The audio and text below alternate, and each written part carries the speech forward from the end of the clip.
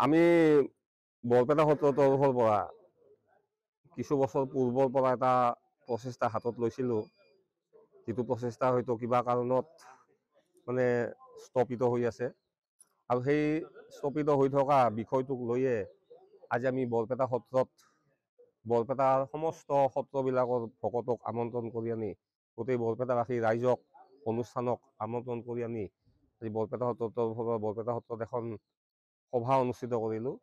এই সভাখনৰ উদ্দেশ্য হৈছে আমি বৰপেটাত অন্তত বৰপেটা ডিষ্ট্ৰিক্টত নাইবা বৰপেটা টাউনৰ ভিতৰত আমাক এখন সম্পূৰ্ণ সত্ৰীয়া সংস্কৃতিৰ ওপৰত বিষয়ৰ ওপৰত এখন আমাক বিশ্ববিদ্যালয় লাগে। এই বিশ্ববিদ্যালয়খনৰ বৰপেটাত স্থাপিত হোৱাৰ উদ্দেশ্যতে আজি এখন বৃহৎ সভা অনুষ্ঠিত হৈছে আৰু সেই সভাখনত কেইটামান প্ৰস্তাৱ লোৱা হৈছে আৰু সেই প্ৰস্তাৱকেইটা আমি এদিনাখন হয়তো মুখ্যমন্ত্ৰী বাবজনক আমি অৱগত কৰাম আৰু চৰকাৰৰ সহায় হ'লে নিশ্চয় আমি আশাপ্ৰসূ হ'ব পাৰিম। আমাৰ বৰপেটা সত্ৰত মহাপুৰুষ শ্ৰীমন্ত শংকৰদেৱ, মাধৱদেৱ, আটাপুৰুষসকলৰ যিবিলাক কলা কৃষ্টি আমি বৰপেটা সত্ৰত তাহানিৰ দিনৰ পৰা আজিও প্ৰৱৰ্তন কৰি আছোঁ।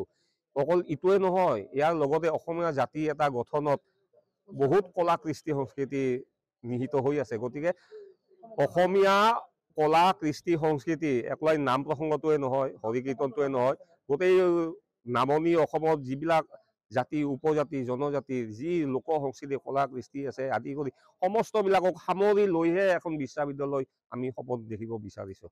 আমি মুখ্যমন্ত্ৰী গৰাকীক নিশ্চয় আমাৰ ফালৰ পৰা আমি গৈ তেওঁক নিজে সাক্ষাৎ গ্ৰহণ কৰি আমি বৰপেটা সত্ৰৰ তৰফৰ পৰা কিছু বছৰ পূৰ্বৰ পৰা এটা প্ৰচেষ্টা হাতত লৈছিলোঁ, যিটো প্ৰচেষ্টা হয়তো কিবা কাৰণত মানে স্থপিত হৈ আছে আৰু সেই স্থপিত হৈ থকা বিষয়টোক লৈয়ে আজি আমি বৰপেটা সত্ৰত বৰপেটাৰ সমস্ত সত্ৰবিলাকৰ ভকতক আমন্ত্ৰণ কৰি আনি গোটেই বৰপেটাবাসী ৰাইজক অনুষ্ঠানক আমন্ত্ৰণ কৰি আনি আজি বৰপেটা সত্ৰৰ তৰফৰ পৰা বৰপেটা সত্ৰত এখন সভা অনুষ্ঠিত কৰিলোঁ।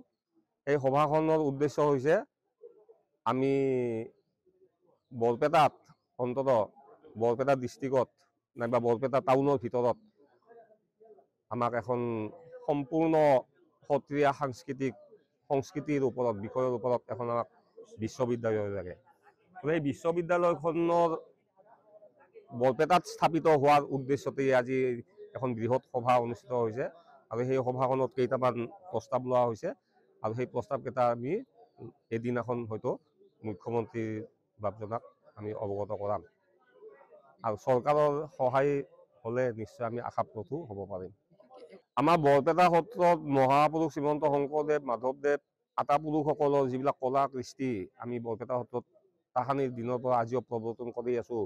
অকল ইটোৱে নহয়, ইয়াৰ লগতে অসমীয়া জাতি এটা গঠনত বহুত কলা কৃষ্টি সংস্কৃতি নিহিত হৈ আছে। গতিকে অসমীয়া কলা কৃষ্টি সংস্কৃতি একলাই নাম প্ৰসংগটোৱে নহয়, হৰি কীৰ্তনটোৱে নহয়, গোটেই নামনি অসমত যিবিলাক জাতি উপজাতি জনজাতিৰ যি লোক সংস্কৃতি কলা কৃষ্টি আছে আদি কৰি সমস্তবিলাকক সামৰি লৈহে এখন বিশ্ববিদ্যালয় আমি সপোন দেখিব বিচাৰিছোঁ।